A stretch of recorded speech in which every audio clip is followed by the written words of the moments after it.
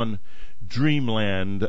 She is a researcher of near-death experiences. Most of you are really dedicated to this subject, and you know who this is.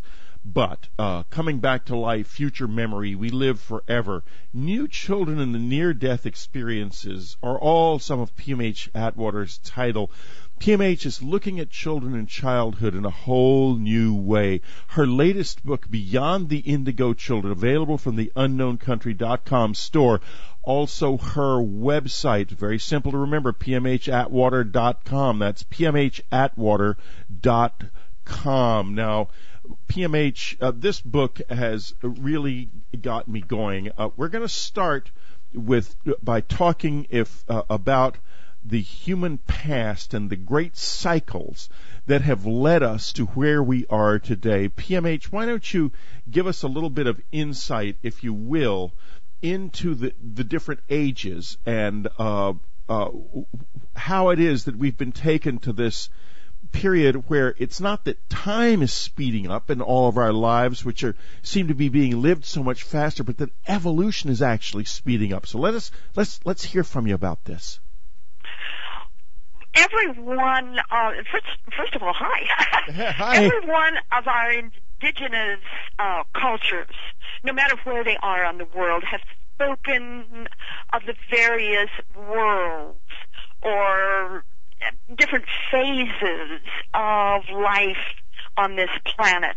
And of course, if you're going to study the Mayan calendar, then you're going to get very specific with what they call the suns, the comings and goings of the various suns, or the different worlds, or the different evolutionary periods of the human family. If you get into studies of the different esoteric traditions, which go back maybe 500-600 years, maybe 800 years.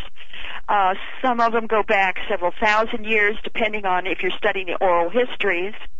Then you also get this sense of the coming and going of life streams and life ages, and the idea that that there's a great plan, that there is a plan for the human species, that we have specific evolutionary periods that we grow through and develop further, and in this development that we refine ourselves, we become more of ourselves, we are able then to do more and better, hopefully better, and different things. If you get into the yugas, this is the Vedic teachings, then you get this idea that I think is even more expressive, where they say, yes, we have these different ages, yes, we have these different worlds or huge spans of history, but in fact there is an ascending and a descending current to these evolutionary cycles.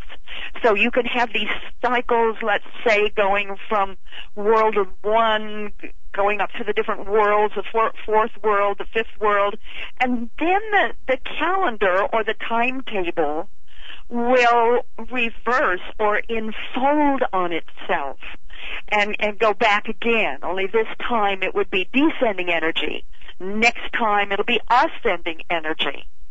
And you get this sense that for tens of thousands of years, further than you and I can count, that our wonderful planet and the various beings and life on this planet have really been developing in a kind of way that is so incredibly dynamic. If you look at the rhythms, the Mayan calendar is really not a calendar. It's you can use it for looking at dates. You can use it for looking at smaller time frames. But its purpose is to track the development of consciousness in the earth plane. Yeah, I was That's absolutely what it's all fascinated by this part of your book. Go ahead. Well, that to me is what is so important let's get beyond this idea that in 2025 the world's going to end or some other such philosophy, and let's look at what these ancient people were picking up. They were realizing that what it's all about, Alfie, is the development of consciousness, not only in the human species, but in all species, and the development of consciousness as its own.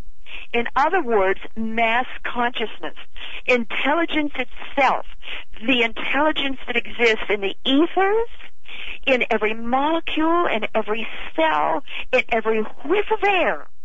That intelligence, that great intelligence, is now, in the coming of the fifth world, where we are now, that larger intelligence is starting to wake up and becoming aware of itself.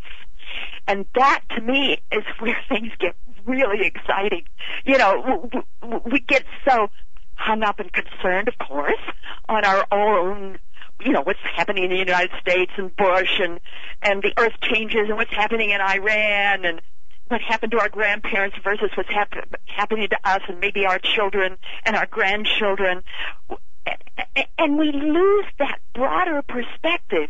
You know, and if you take a look at that and get a grasp of these massive rhythmic patterns, then to me it's like a great amen. It's like I'm looking at that and I'm seeing God at work. It's awesome. That is awesome, and it's really fascinating. And in the book, this is a wonderful book, by the way, folks. Beyond the Indigo Children, don't miss it, and don't miss PMH's website. It's extremely simple to remember: PMHAtwater.com. And the reason I say that is that there is an important education here, because we are these new people that we're going to be talking about more and more over the course of our time together they are sitting on our shoulders, and we need to understand how to help them. And let's talk now, PMH, if you will, about the new consciousness that's coming into our world. Well, I think it's been coming in for some time. But the greatest swells of it, the greatest floods of this new consciousness began to come in around 1982. Now, we have a lot of different studies that we can turn to that point that out, that indeed it's around 1982. Yes, it started coming in the 1800s.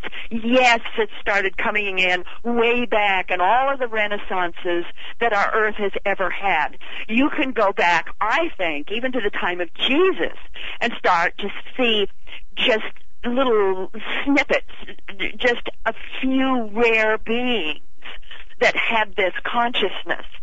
And then in about the late 1800s and the early 1900s, we had a huge swell of these people coming in. And then certainly in the 70s, but not like what we're seeing now. So the new children might even be your grandparents. In other words, what I'm trying to be clear here is that it's not just those born since 1982. We've got a lot of these folks around. You're probably one of them. I'm probably one of them. Well, I don't have any doubt about that. For subscribers, by the way, and folks, Ann Strieber is going to be talking to PMH about just this subject of some remarkable people that she's met recently, and that Ann has met recently, and how they relate to all of this. But why, PMH, would it have suddenly increased in 1982? Well, who's to say why? I mean, I can't be sure of that, but I can be sure of one thing. Astrologically, we know that we are now going through that huge shift of, if you want to call it, the big major cosmic clock. So we're talking about the shift from one big turn of the worlds around that huge cosmic clock to another one. So we're talking in terms of like 24,000 years. In other words, it's this huge turn that has been taking place, I think, since the 60s. It's still going on. I don't think we're going to see any real movement into what is called the fabled age of Aquarius until about 2025, 2030. So it's still ahead of us. But what we're living in right now is what's called the overlap, when the two ages are on top of each other. And when that happens, the age of Pisces, which is now leaving, the age of Aquarius, which is coming in, those two are on top of each other. Whenever you've got an overlap, you've got this sudden acceleration of energy. Everything polarizes, everything picks up in energy, and it's just like, it's like the world is having a nervous breakdown, that kind of thing. And as more and more of those Aquarian energies come in, then on top of that, we're energy itself, not just because of the overlap, but because of other scientific things that are going on that I talk about in the book at length, because of other things as well. We're having energy increase and opening up into what is called the fifth dimension and accelerating to such a point that it's what I would call ascension energies. Ascension simply means advanced energies that are accelerating. That's all it means. There's nothing spooky or magic about it. It's just that plain. But when you're living it, when it's going on, when you're trying to hold on by your fingertips to make sure you don't get swept away, then this is serious stuff. And then added to that, the major Earth changes cycle has begun. We're in it. It began mid-November 2004. It's not something that we can now say, Whitley, it's going to happen in another year or two, or it's going to happen in 2030. Folks, already began. No, we're in it now. And folks, we're also in a break, and I'm losing my voice, so we will be right back.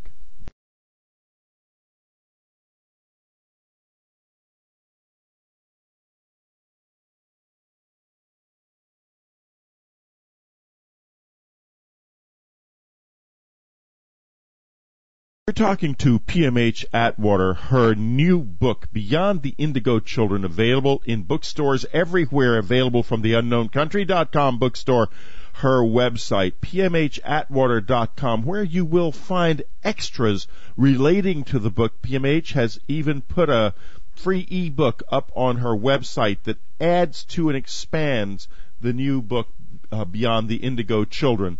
So it's a very exciting stuff going on, and just to touch on the extras for a few minutes, you refer in them to this remarkable increase in IQ that's being you better believe it. Let's talk a little bit about that. These kids are smart. Let's talk a little bit about that. Well, that's one of the markers of the new kids. They're smart. They're intelligent. We now have scientific studies to back that up. Those studies were not revealed in time for the book's publication, so they're not in the book, although I allude to them. But the actual study is in Beyond the Indigo Children Extras, which is on my website. That study talks about 2 gene mutations that build a better brain. These mutations have been around for a long time. They're not new. But what's new is that all of a sudden they're spiking. And no scientist can explain it. All of a sudden they're spiking. And if you look at their studies, and their studies of people in the genome and genetics and all this kind of thing, that spike begins at around the early 1980s. It's like no matter what kind of study you talk about, it's going to take you right back to this time frame of the early 1980s. And what they're finding now, and I'm talking world here, we're not talking United States, we're talking global. What they're finding now is 70% of the world's population. These are not kids, Whitley. This is 70% of the world's population. Good Lord. Now exhibits one of these gene mutations. 70% of the world's population are now smarter than their parents and grandparents right now. However, 30% exhibit both the gene mutations. This is where we get genius. This is where we get kids whose intelligence just spikes off the graph. Even if they can't spell, even if they're getting kicked out of school, even if they're acting out in school, even if you can't handle them, they're still smarter. They're smarter than their parents. They're smarter than their educators. They're smarter than the cops on the block. They're smarter than their bosses. And for those that are old enough that are now employed, it's a whole, but they think different. And where we're losing them in school is these are spatial learners. 80% of school curriculum are designed, Whitley, for audio learners. These kids are spatial learners. We're talking millions and millions and millions of kids. They're spatial learners. We're losing them in school. I'll tell you where else we're losing them. This is another scientific study that was just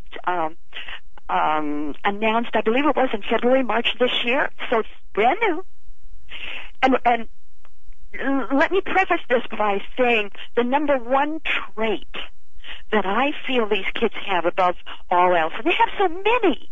I mean, they're you know, these kids are they're clever innovators. They're very intuitive, very psychic. They're natural-born healers. They're natural-born entrepreneurs. They're groupies. I can go on and on and on. But the one trait that sets them apart from any other generation is these kids are abstractors. They can abstract, and they start abstracting literally from the time they're able to speak. Let me give you an example. When you say abstracting, what do you mean? Let me give you an example. 2.5-year-old Michaela. She's talking to her mother's talking to her and asking her questions. Little 2.5-year-old Michaela puts her hands on her hips, marches up to her mother, takes a hand, wiggles a finger in her mother's face, glares at her mother and says, "I don't know the word for that yet." Now stop for a minute. Wow. What 2.5-year-old is aware of grammar, is aware of languaging, is aware of proper word usage? That's amazing. These kids can think all the way around the box, upside down, outside, everywhere. These kids are natural-born problem solvers. They don't think like anybody else in history. Let me give you an example. The Internet was invented by people like this. So obviously they're a little bit older, but they're new kids anyway. These are the new children. And their greatest trait is their ability to abstract. That's what's going to save the world. Okay, in this study that was done, they have found that by the time of puberty, so we're talking here 13, 14, 15 years of age, and this was done in a number of schools. Hold on to your hat. 50% of the kids had lost their ability to abstract. They were intelligent idiots. They couldn't reason. They couldn't think their way out of anything. They knew a lot, but they couldn't reason. They had lost the ability to abstract. And the culprit, hold on to your seat again, the culprit is virtual realities. Not just television. The whole span of virtual reality. So we're talking game boxes, we're talking videos, we're talking television, we're talking cell phones that have pictures on, we're talking any type of virtual reality. It directly interferes with brain development. It directly interferes with brain development. I'm not putting any of these technologies down. I'm not putting down kids learning how to use computers at early ages. I'm saying let's limit that use. Or we are shooting ourselves in the foot. Now, I just heard on the radio this morning that Disney is coming out with a special channel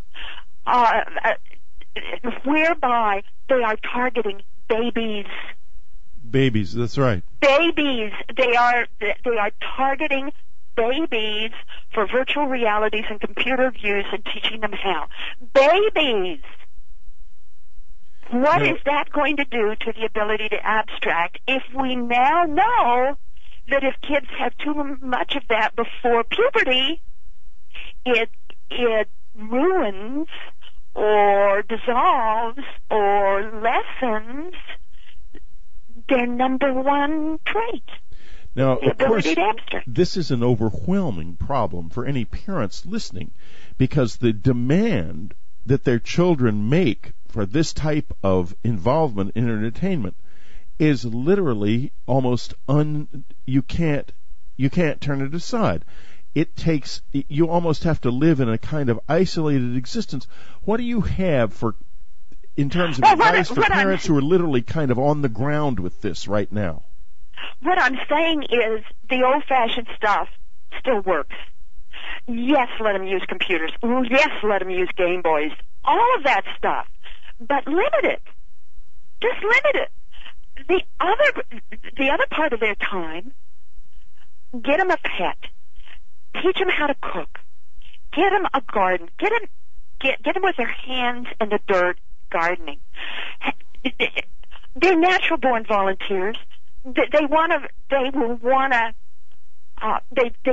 projects. They love volunteer projects. Get them out the door. They're natural-born groupies. Get them together in clusters in the neighborhood. Challenge them. What can they do to improve the neighborhood? What can they do to help the little kids in the neighborhood? What can they do to help the parents in the neighborhood? What can they do to beautify the neighborhood? Or volunteering at veterinarians' clinics, or zoos, or senior citizen facilities. Challenge them. What would you do if? What would you do for? It's amazing what these kids will come up with. There's a kid in Canada, I think he was 5 to 7 when he first started this. He saw this television show on, they don't have enough water in Africa, and these different villages, they don't have water to drink, and he felt so badly. And he went over and he got all of these little coins in his bottle, and he went to his parents and said, let's send this to the people in this one village so that they can dig a well. And the parents, being very wise parents, said, well, we'll help you do this, but I really don't think this is enough. I think you need to find ways of getting more money. So he did. He did all kinds of errands and did all kinds of things to earn more money, and then he got together with other kids in the block and kids at school, and within 1 year, 2 years, he had raised, I forget how much money. Yeah, I remember. It was a lot. $1,000. Thousands, yes. Yeah, and now he's raising millions. Okay, it's this kind of thing, Whitley. These kids are smart. They can figure things out. Right. Don't wait till they're older and have degrees. Most of them aren't interested in degrees anyway. Start them young. Okay, we've got this problem. What do we do about it? Well, let's talk about that in just a minute. We'll be right back. This is Whitley Strieber with PMH Atwater. Her website, pmhatwater.com. Her wonderful new book, Beyond the Indigo Children, available everywhere. We'll be right back.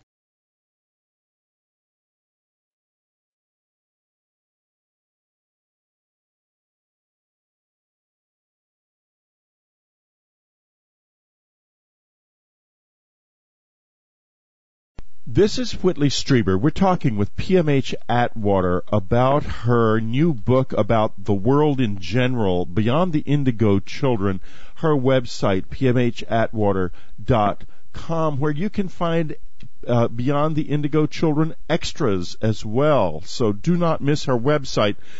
PMH is doing some terribly important work in this world, and I will tell you exactly what it is.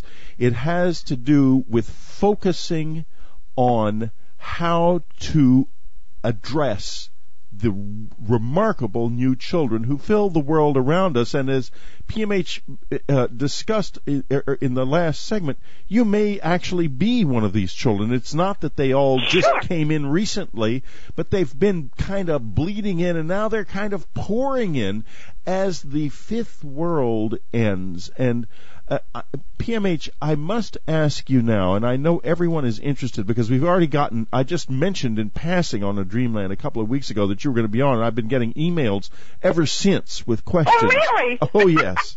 You are a popular lady. Oh, really? Oh, yes. So I'm going to ask you a few of those questions later, but right now, what about the fifth sun and this the 2012 stuff? What is happening here? First of all, let me say here that I believe my value is to look at the broader perspective.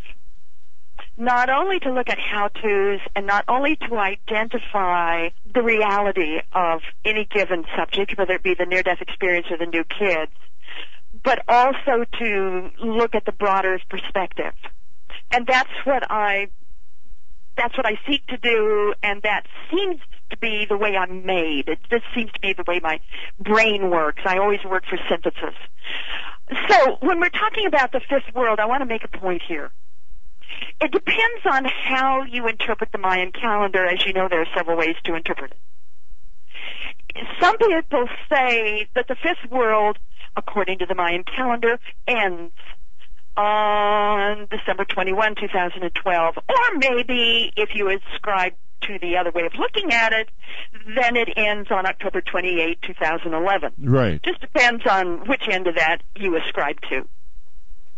But if you really study the teachings and what you can of the calendar, you realize that, hey, maybe it's just coming in at that date, or what I recognized when I started studying it, especially in tune with and in terms with what I can establish through research, and that is,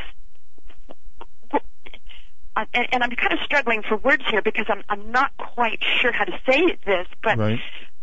But the fifth world, as has been described by many, is really starting to accelerate and advance now. And I don't think it's ending at that date at all. I think we're just getting a taste of it. I think it's just really taking off. And I truly believe that the reason for that it is the coming of the fifth world instead of the ending of the fifth world, is because all of the ancient calendars, all of the ancient studies of different worlds and phases, all of them enfold. Every single one of them enfold. There's not one that doesn't. So when they get to the end of their predicted cycles, it enfolds on you. It turns on you. So it goes from 1, 2, 3, 4, 5 to 5, 4, 3, 2, 1. So it enfolds. And when you get that enfolding, that's when you get the accelerations. That's when you get these incredible rocket trip rides of energy, which is what we're seeing now. The fifth world doesn't end with the Mayan calendar. As far as I'm concerned, that's when it just really starts moving. That's when it really starts getting speed. So what people are saying is we're moving into non-time. If you really study what the fifth world is, and I do in the book, and I take it even further in Beyond the Indigo Children extras, because there's even more that has been revealed, then you realize that we're just moving into the acceleration of the energy of the five. You're looking at, okay, we're moving into the fifth world. It's the fifth root race.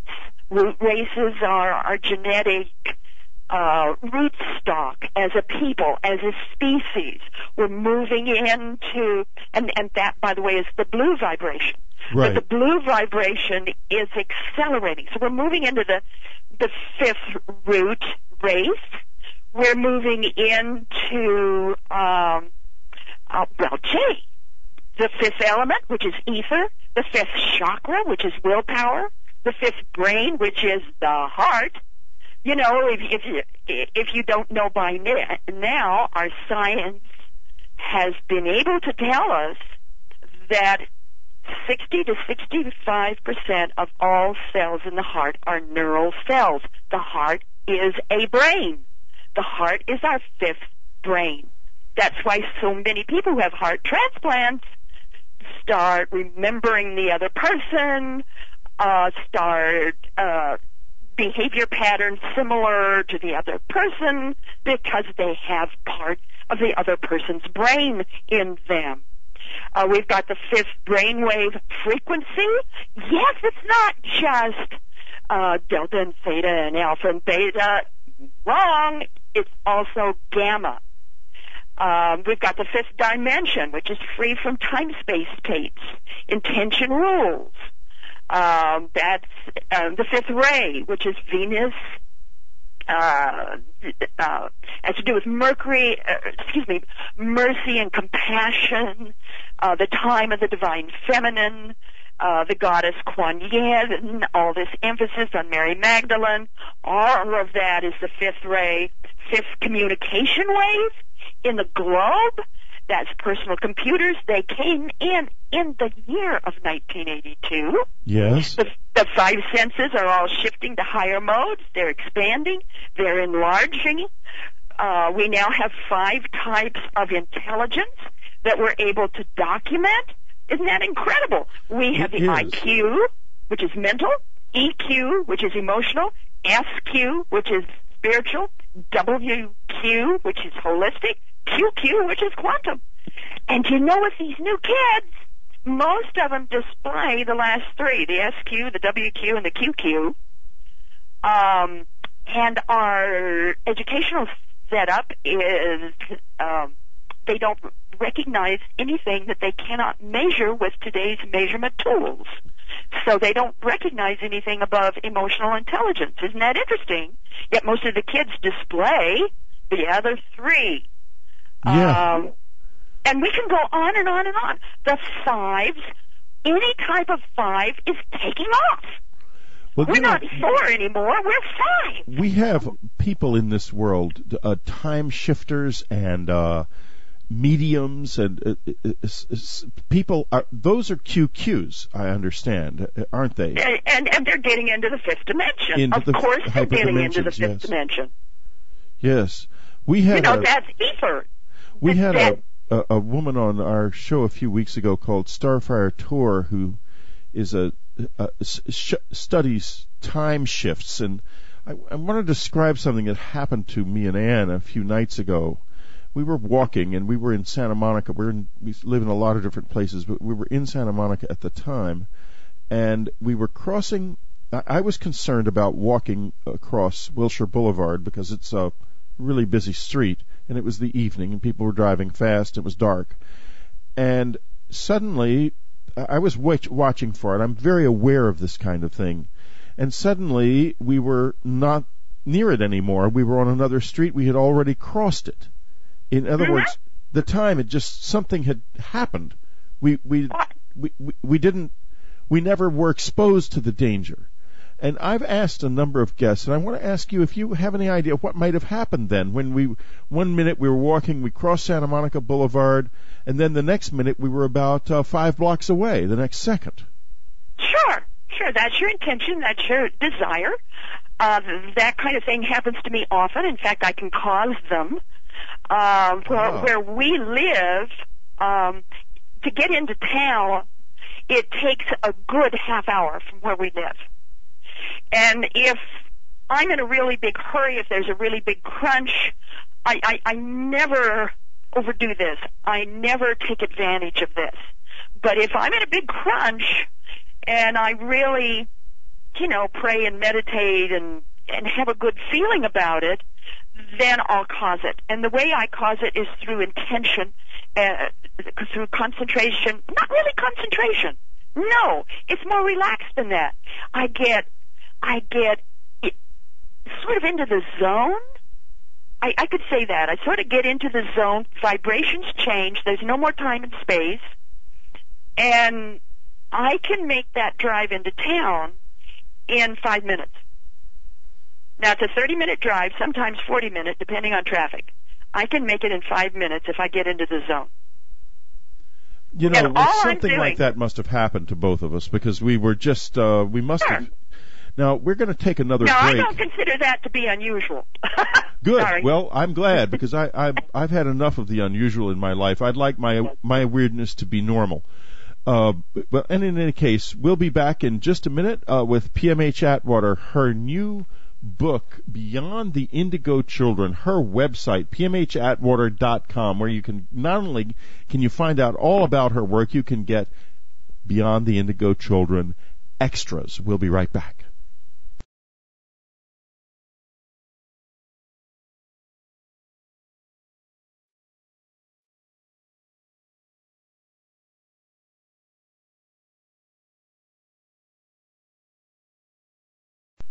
This is Whitley Strieber. It's Dreamland. We have a great guest today, PMH Atwater, with her book Beyond the Indigo Children. Most of you know who PMH is, and we are having an extremely exciting time. And PMH, what I would like to do now is there is, among the many remarkable things in this book, in the chapter called The March of Generations, there's a little timetable that starts in 2004 and ends in 2017 that I thought was remarkable, and what was equally remarkable was the way you relate it to the astrological significance of these ages. And also I want to bring in the 911 children, and I think before we get to the table we need to explain who the 911 children are. I don't have that with me. Okay. What I believe to be the 15th generation in the United States. The 14th being the new kids, started coming in right around 1982. Statistical researchers, William Strauss and Neil Howe, have dubbed these the millennial generation. That generation ends, I believe, around 2001. And 2002 to 2024, we've got the next batch coming in. And I call them the 911s because they're certainly overshadowed by that event. They are the adapters. Their signature is, on the positive end, is adaptability. On the negative end is fear and insecurity. And I believe, if you go with research, that the next batch, the next generation, begins at 2025 and will go up to 2043, and these are the true Aquarians. And this is when I believe that the age of Aquarius really begins, and it launches further. Those energies really stream in at about 2132, 2133. But we get the first real dose of true Aquarians from 2025 on. Now, I talk a lot about signatures in the book. you really need to look at the energy imprints that undergird these generations, these flows, these cycles as they come in. There's a positive one, there's a negative one. There's always, there's always the positive, negative for anything. And when you look at the signatures, then you can see what's driving these people, what's really undergirding their development in their earth plane. And if you look at the millennials, 1982 to about 2001, their signature is tolerance on the positive side. On the negative side is anger. So you look at these new kids coming in, and they have this peculiar kind of anger. I don't care how loving they are, they have it. And that is an impatience with anything that is overly exaggerated, that's inauthentic or untrue. They just don't have any patience with it. They don't put up with it. So we get things like rug rat rage and this major issue of how do you deal with the anger? And I talk about that also in Beyond the Indigo Children extras. But I'd like to make a point here. Maybe it's not the point that you would like to hear, but I'd like to sort of trip across this before our time ends. Oh, we like to hear anything, so go right ahead, please. Okay. And that is, I invite your audience, all of your audience, please, please, please, please, please, don't use the label indigo. Very few of these children have an indigo aura, so why are we calling them indigos? The models don't match for indigo or crystal or cosmic or starseed or any of that. If you look at the entire batch of new kids coming in, you realize that some of this modeling fits. Most of it's false or exaggerated. And what we're finding now across the field, what parents are finding, even what the kids themselves are saying is, don't call us indigos. That term is causing more harm than good. It's mixing up people. It's confusing people. And again, that terms like Indigo Revolution, World Indigo Day, that's just advertising hype. That's all it is. It doesn't give you information. It doesn't help you. It doesn't describe these kids. These kids are so much more than what is being said as indigo children. And now we're getting all kinds of newspaper articles coming out, magazine articles, USA Today, Newsday, Star Telegram, all this kind of stuff about indigo boys and girls. Folks, this is child exploitation as far as I'm concerned. Let's look at the children, and we find out that, yes, some of that fits. Some of what is claimed about the new kids under these labels fits.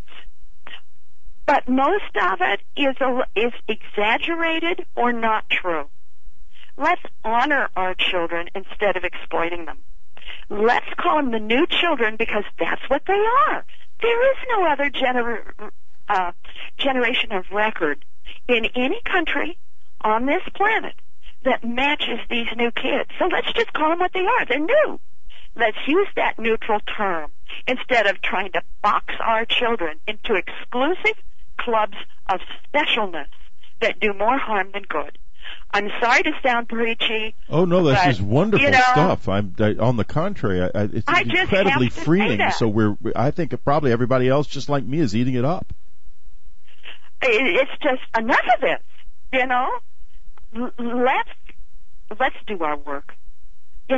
Some of these claims that are made by psychics and channelers, and I have great respect for psychics and channelers, but some of these claims that are being made don't hold up in research at all. Some of this stuff about their great immunity and that they can throw off HIV and AIDS. That original study that made that claim, they have since gone back and studied the study.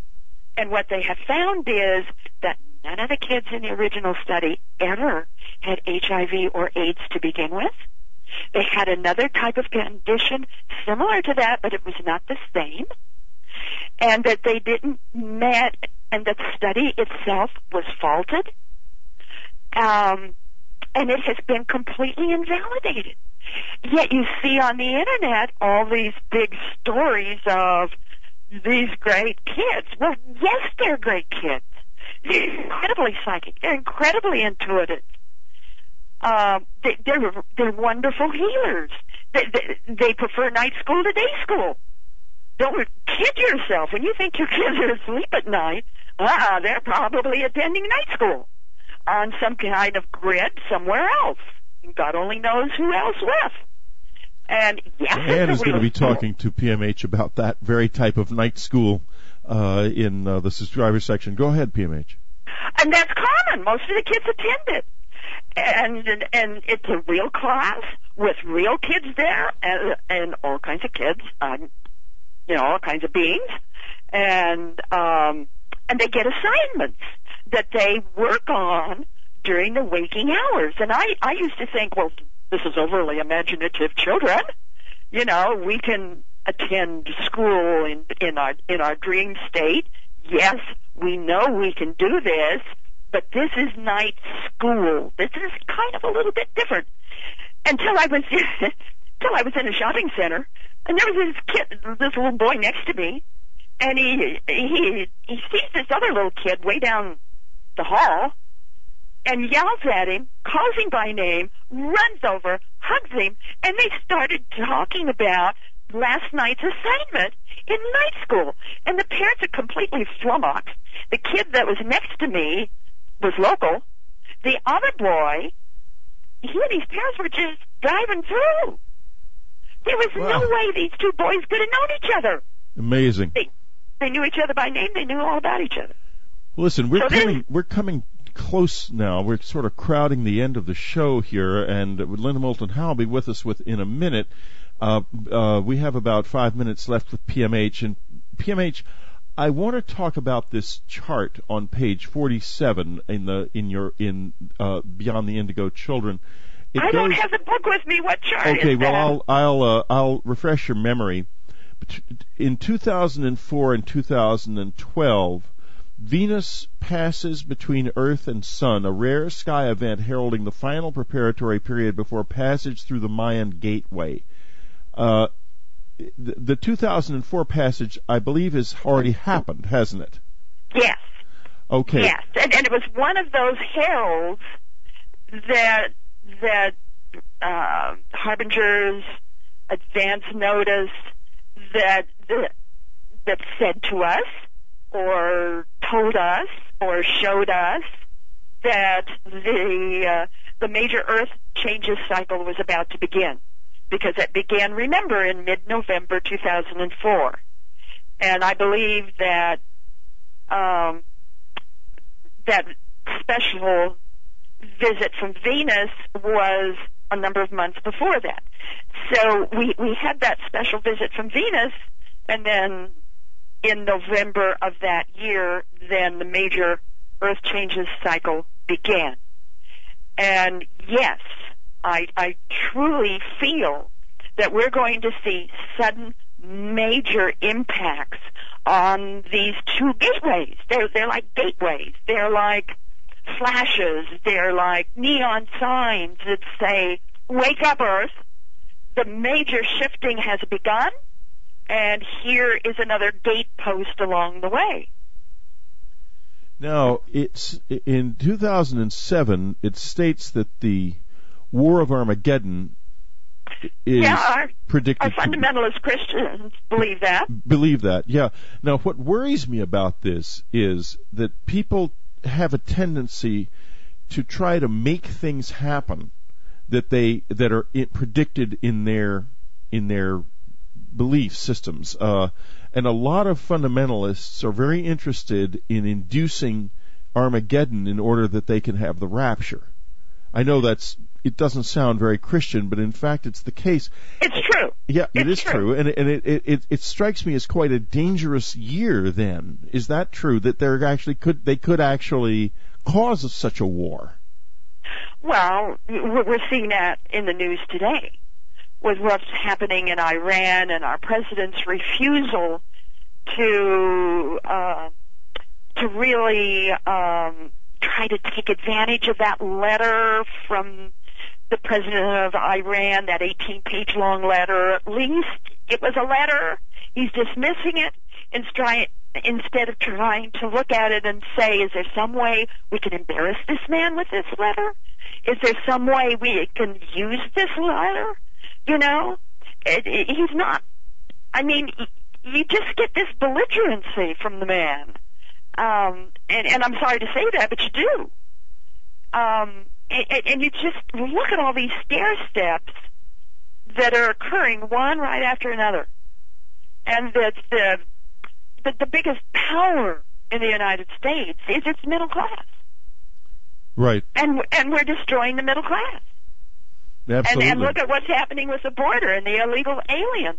This is not a thing about their coming into the United States to work. It's a matter of their coming into the United States to work at these very, very low wages is bringing down the wage plan for all of us. That's right. And the wage potential for all of us. Because it's labor competition, and it that's right. And then you've got outsourcing on top of that. You know, when I go to school to get a big degree, when you're only maybe hold that job for 5 or 6 years, this is what the new kids say. You'll hold that job for 5 or 6 years, and then you'll lose it to outsourcing. You know, so we've got to, and then the Supreme Court refusing to uphold the right to have property and eminent domain and what's happening there. Right. And I didn't realize how serious that was. Well, yeah, private companies can now just take your property at will, pretty much. Worse than that, Whitley, we've got developers buying up the United States. Huge tracts of land. I didn't realize it was happening to the degree it is until I was looking around in the state where I live, which is Virginia. Now They're just buying up hundreds and thousands of acres and just letting it sit there. Now but we're going to have to bring this to an end. The show, unfortunately, we have, and so PMH is going to continue in the subscriber section with Ann Strieber. I'm going to sort of bring this to a close with a statement from your book. Good. The United States in 2017 is reborn with new thinking and new vigor after a series of major miscalculations in foreign policy, economic reform, and political leadership. Okay. On that note, PMH, Dreamland is going to say goodbye to you and hello to Linda Moulton Howe. PMH's website is pmhatwater.com. Her new book, available everywhere, Beyond the Indigo Children, available from the unknowncountry.com bookstore. Thank you very much, PMH Atwater, for being with us. Oh, it's been very exciting. And blessing to everybody. Next up, Linda Moulton Howe.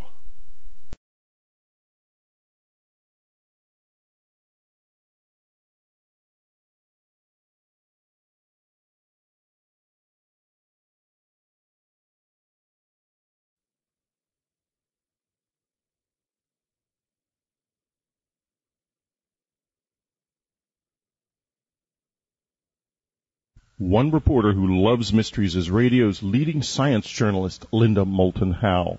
She's an Emmy Award-winning TV producer, documentary filmmaker, and writer who investigates new and unusual aspects of science, medicine, and the environment. Today, she has a special report for us on the mysteries of dark matter. Here she is from Philadelphia, Linda Moulton Howe. Thanks, Whitley. The Brookhaven National Laboratory in Upton, Long Island, New York, announced that physicists there had made a new measurement of what is called the muon anomalous magnetic moment, and it stunned the physics world. Muons are subatomic particles like electrons, protons, and quarks, the basic building blocks of the visible matter universe. Muon magnetism happens to be especially sensitive to other particles around it, so that's why it's become the physicist's main tool to keep track of subatomic interactions and to weigh these particles. But the Brookhaven measurement exceeded the theoretical prediction of what the muon's magnetic attraction should be. If the so-called standard model of physics about atomic particles is correct, the muon's anomalous magnetic moment should be a different number than what they got at Brookhaven. Theoretical physicists have argued about the Brookhaven muon measurement. If it is correct, then something else in the universe is not being counted in the calculations. Some physicists argue that something else is dark matter, the shadow universe that does not give off light, remains invisible to our eyes, but can be detected by instruments that can measure magnetic strength of atomic particles down to an accuracy of 1 part in 100 billion. A visible universe and its invisible counterpart is also linked to a modern cosmology theory called supersymmetry. The idea is that every particle, every proton, electron, neutron, down to every muon and quark, has a partner of some kind that helps keep the universe balanced and functioning. If supersymmetry is the master plan for atomic particles in this universe, and something else out there is tugging at the muons in the magnetic measurement experiment, then maybe dark matter is a more massive partner to our visible matter universe. It would be heavier and constantly changing because its heavy particles are unstable and decay into other particles. The dark matter super partner particles, as they're called, could be 5 to 10 times more massive than our visible matter protons. But so far, no one has found such heavy super partners. The Tevatron accelerator at the Fermi National Laboratory outside Chicago is looking, and by 2008, the world's most powerful accelerator, now under construction at CERN in Geneva, Switzerland, should be up and running, also looking for evidence of supersymmetry heavy particles. One physicist has argued for 20 years that supersymmetry is a key to understanding how the cosmos is constructed. Professor Gordon Kane, theoretical particle physicist and particle cosmologist at the University of Michigan's Randall Physics Laboratory in Ann Arbor, is convinced there are heavy invisible particles out there that do pair up with visible matter in supersymmetry. If the heavy particle hypothesis is true, then the invisible particles would have to make up more of the universe because of their greater density. And that might explain the baffling fact that 23% of the universe is made up of unseen dark matter, 73% is very mysterious dark energy, and only 4% is visible matter. Here now is Dr. Gordon Kane. If supersymmetry is right, as a description of nature, then another set of particles does have to exist, like the particles we know, like electrons and muons and photons and gluons that hold together quarks to make protons and such things. There has to be another whole set of particles. Each of the particles we know has a partner. Historically, that's not such an odd thing because, for example, Dirac 70-some years ago predicted that every particle had an antiparticle, and that came out to be true, although it was at the time thought to be a far-out idea. This is in some ways a similar idea. Every particle has a partner. And what we're seeing there is the effect of these partners on the magnetic strength then. This new set of particles, the super partners then, would exist. And most of them are heavy particles, and they're unstable to decay into other particles, as is common among particles. Only a few are stable. But the lightest of the new particles, called, because we don't know exactly its nature yet, it's called the lightest superpartner in the literature. That lightest superpartner should be a stable particle, which is then created at the Big Bang, just like all the other particles are created at the Big Bang, and persists, hangs out in the universe till now. The the electrons and the quarks in us were also created at the Big Bang. All the particles that make us up are ones that are left over from the Big Bang. And this new set of particles, the lightest superpartner, would be added to the set that are already around. And it has, in fact, just the right properties to make up what is called the dark matter of the universe. Cosmologists have succeeded, particularly in the past couple of years, of getting an accurate description of what makes up the universe. And about a quarter of it is matter of all kinds. And about 80% of that matter is what is called dark matter. It's called dark because you don't actually see it in the sense that we see planets or stars, but instead you infer its existence because of its gravitational effects on other things. So it makes the motion of planets and galaxies, or solar systems and galaxies, different from what they would be otherwise. And you can measure that, and you can infer there must be some matter there, but you can't get any of the usual. You don't see it with light. You see it instead by its gravitational effects. Mm-hmm. Is it true that only 4% of the known universe is represented by the suns, the photons, and the matter that we relate to? Yes.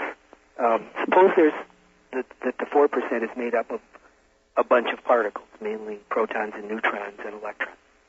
They have some weight, those particles. Okay? Mm-hmm.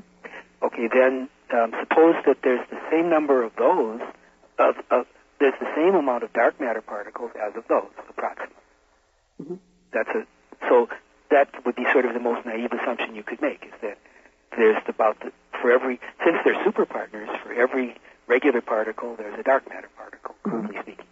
Okay? Mm-hmm.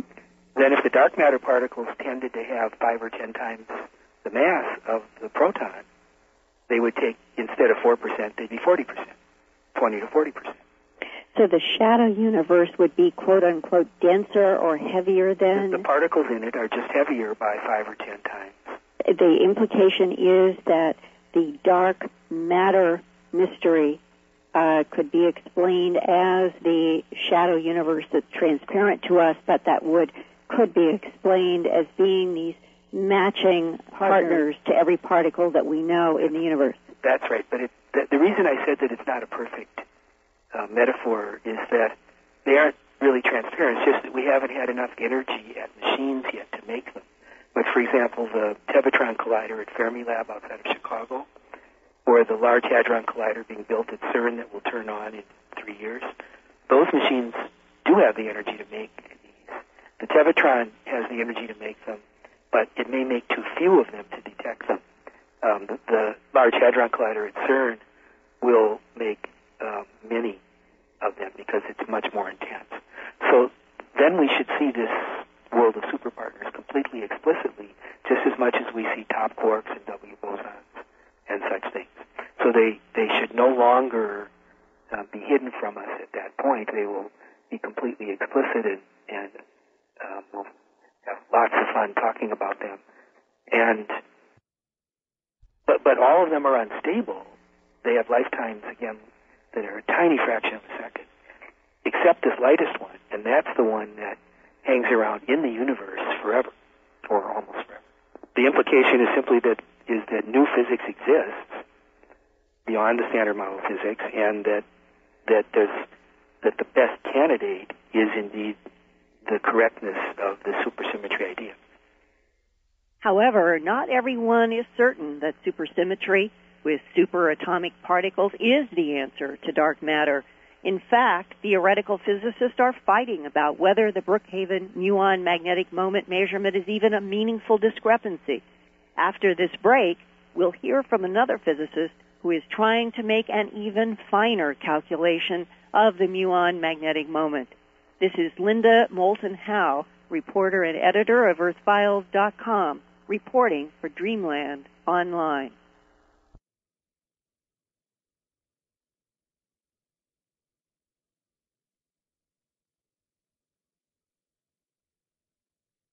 Physicists have specialized in precision measurements of the muon's anomalous magnetic moment in order to look for problems with the standard model of the universe. He is David Herzog, professor of physics in the Loomis Laboratory of Physics at the University of Illinois, Urbana-Champaign in Urbana. This weekend, I asked him if he thinks the muon magnetic moment calculation tends to support supersymmetry's theory that dark matter is causing the discrepancy in the muon measurement. I think that you'll get many people to believe there's a link there, but I wouldn't be able to make that step myself.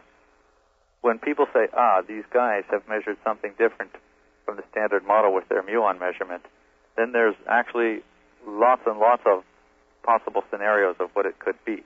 Among those, some of the popular ones are supersymmetry, and among supersymmetry, they're popular ones that believe that that's related to the cold dark matter. If it were substantiated that the link between the difference in the muon magnetic attraction did have something to do with this dark matter that makes up so much of the universe, what would the implication be for physics? Oh, that would be grand. If when the big colliders open up their ability to make direct searches, they can then artificially produce the particles we're discussing right now. And then they can catalog them. They can find out what properties they are, how do they decay, what are the families. They will be able to find out how many of them exist and whether this model of supersymmetry or something else is in fact correct. It'll be an explosion of new particles possibly being found and a tremendous amount of interest. It's something like peeling out another layer of the onion of the basic building blocks of matter. And I think it's Dr. Kane, who at the University of Michigan, who thinks that the implication of this work is that the unseen particles are much heavier than, say, the protons in our visible universe. The ones that we're looking at would be 300 times heavier or so than the proton. Indeed, the ones that could, the sort of mass or scale that would affect the muon anomaly the way we're seeing it is pretty heavy indeed. It's puzzling to realize that we are in only about 4% of the known universe in the photon matter worlds that we see. The dark matter takes up much more, and isn't that implication that the particles that are unseen are heavier than the universe that we see? I'm just as shocked by this as you are, even though I'm not a layperson in this. The fact that we've really identified in the last few years how rather precisely the various divisions of particles and dark matter and dark energy in the universe, and we're such a small fraction, I keep thinking to myself and my colleagues, what have we been busy doing? We're missing everything here, spending all of our time on just a small fraction of it. Right. So, yeah, it's sort of an exciting thing to think about cracking the bigger problem. Now, with regard to your statement that, okay, doesn't it mean that this stuff's all heavier? Well, it can be lighter. It just has to be as well. It simply has to be a combination of how many things are out there that we're not looking at times their mass. The excitement in the last few years about neutrinos having mass is similarly generating feeling like, now we've solved some of the mass problem in the universe as well. So it's a matter of how many things are out there and how much they weigh.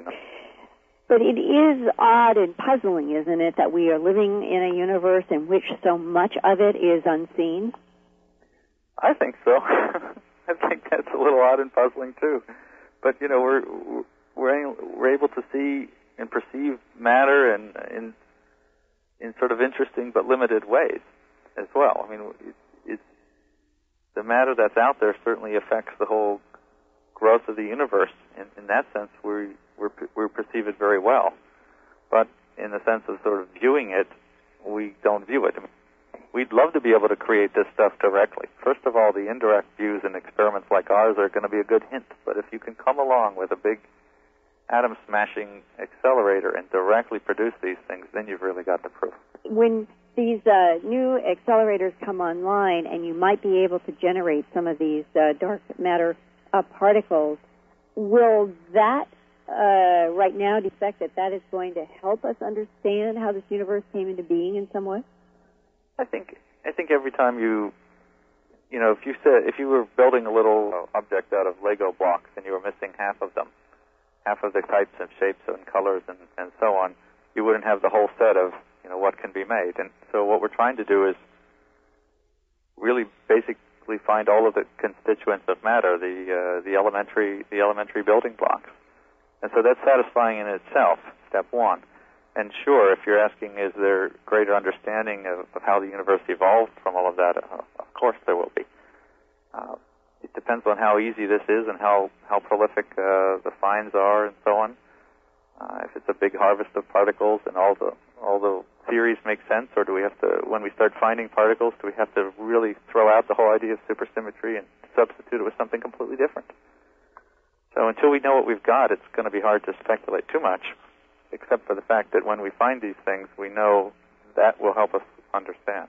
Let's say we're at the time when the CERN collider is up and running, and they are able to find some of these heavy hypothesized particles that they think are making up the dark energy or dark matter. What's then about our view of physics in the universe? Okay, I think that's an outstanding find. That would be a spectacular, probably the most spectacular find in my scientific career would be such a thing that you're just proposing. I mean, if you could really find a set of particles and it could really be coupled to the dark matter directly, what a spectacular sort of handshake between theoretical astrophysics, all the observations of the universe, and then the laboratory measurements with subatomic particles all tied together. It would be a wonderful step. It really would make us rewrite a lot of the particle physics textbooks from the beginning, in a sense. And would it solve any particular cosmic mystery if we knew that for a fact that there were all these other invisible particles that could be measured? Certainly, this whole question of what is the dark matter is just driving people crazy right now. We want to know what it is. Now that we have all these results which predict the ratios of the matter and energy in the universe, we sure are a little embarrassed to only be dealing with about 4 or 5% of it. So yeah, if we could solve that one, that would chip off another big thing, and then we'd only have the voodoo world of the dark energy to discuss. And that the measurement of the muons may be the first big step to settling what the dark matter might be. I call it the first tiny step. I prefer the first tiny step rather than the first big step.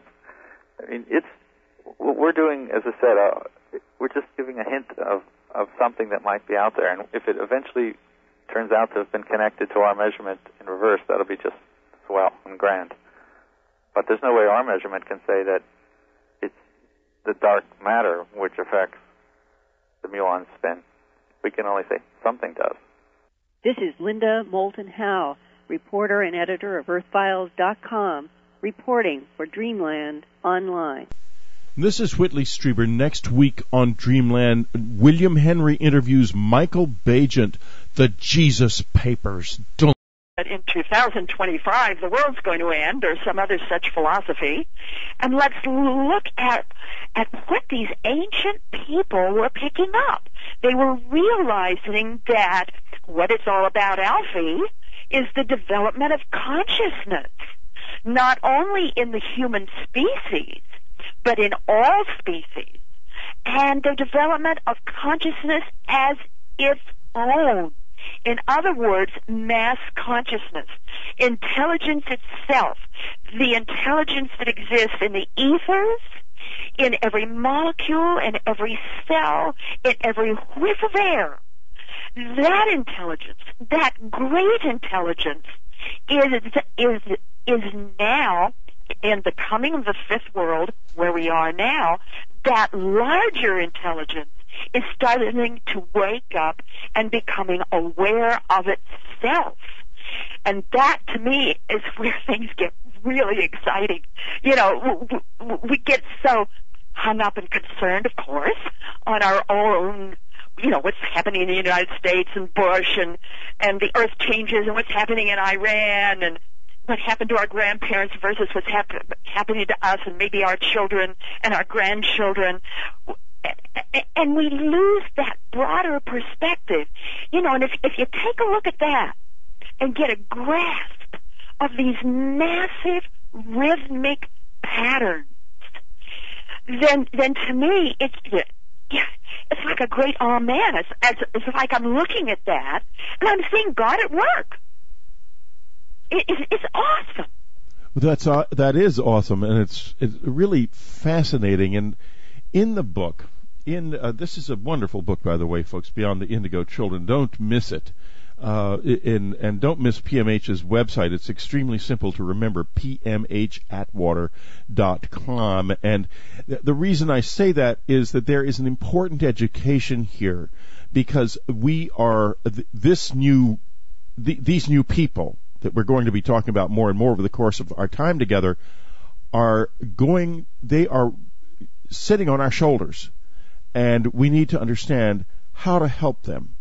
And let's talk of like 24,000 years. In other words, it's this huge turn that has been taking place, I think, since the 60s. It's still going on. I don't think we're going to see any real movement into what is called the fabled age of Aquarius until about 2025, 2030. So it's still ahead of us. But what we're living in right now is what's called the overlap, when the two ages are on top of each other.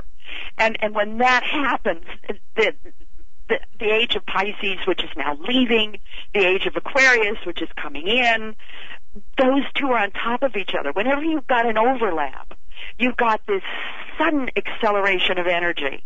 Everything polarizes, everything picks up in energy, and it's just like, it's like the world is having a nervous breakdown, that kind of thing.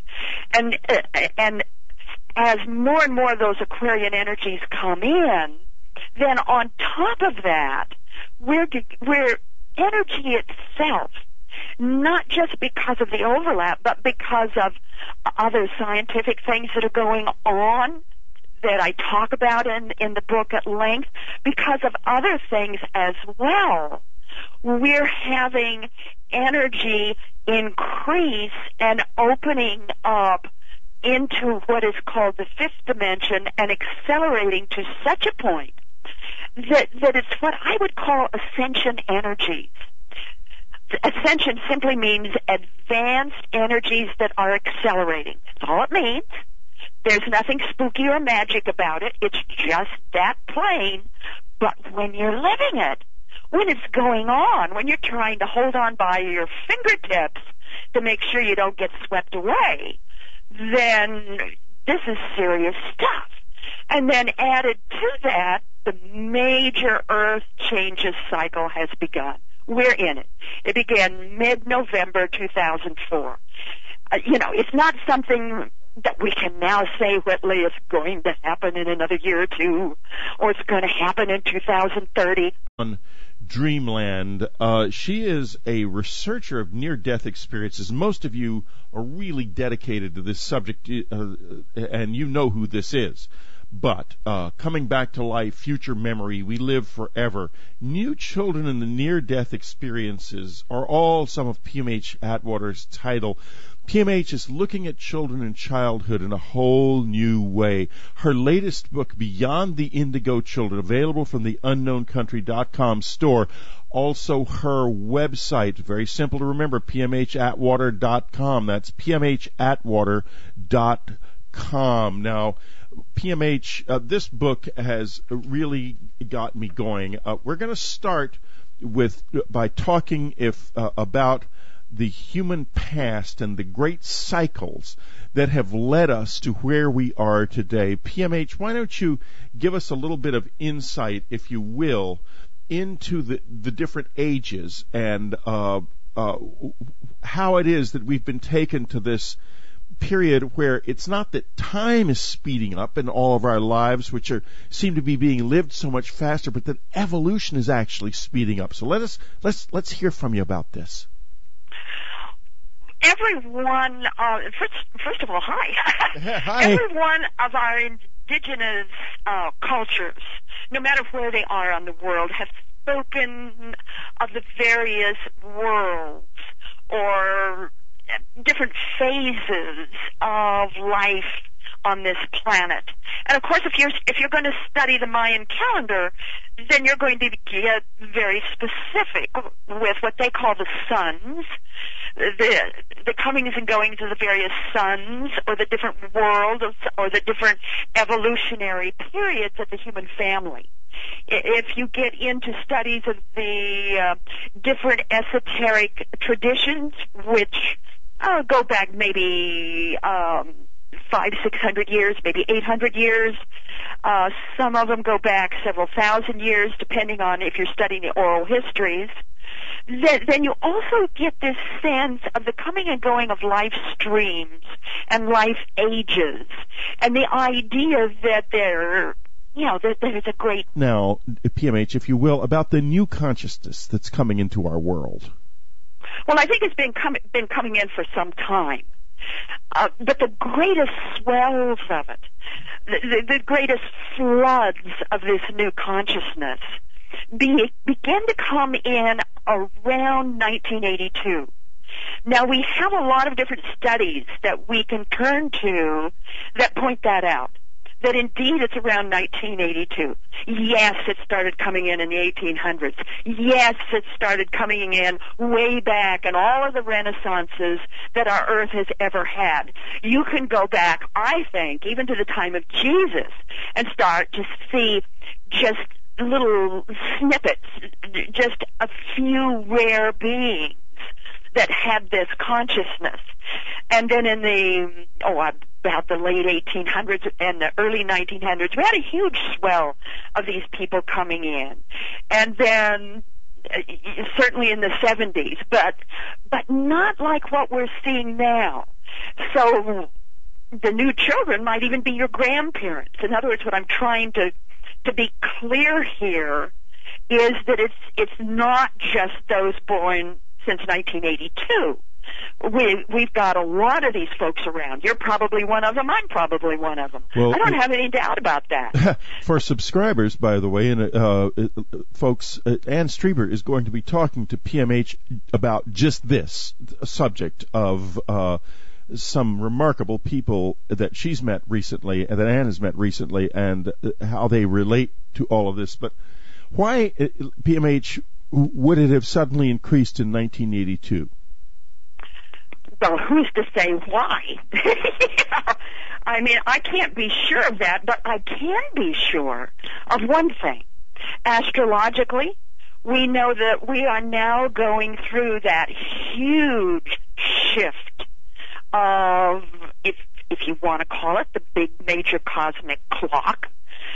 So we're talking about the shift from one big turn of the worlds around that huge cosmic clock to another one.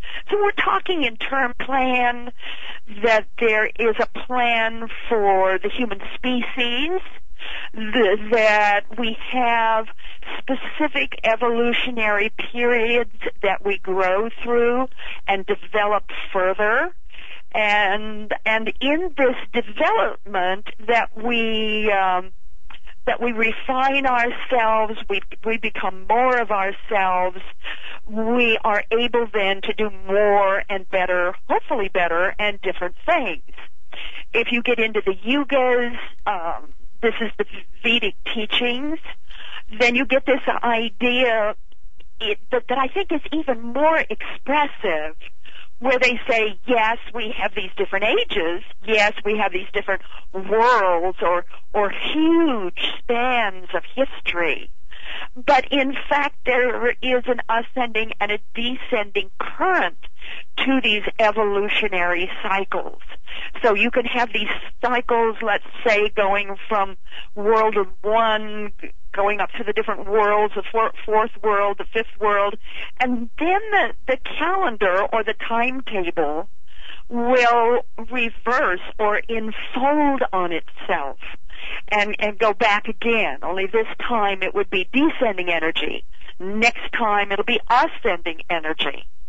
And you get this sense that for tens of thousands of years, further than you and I can count, that our our wonderful planet and the various beings and life on this planet have really been developing in a kind of way that is so incredibly dynamic. If you look at the rhythms, the Mayan calendar is really not a calendar. It's you can use it for looking at dates. You can use it for looking at smaller time frames. But its purpose is to track the development of consciousness in the earth plane. Yeah, I was That's absolutely what it's all fascinated by this part of your book.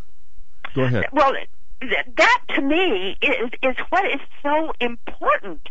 Let's get beyond this idea that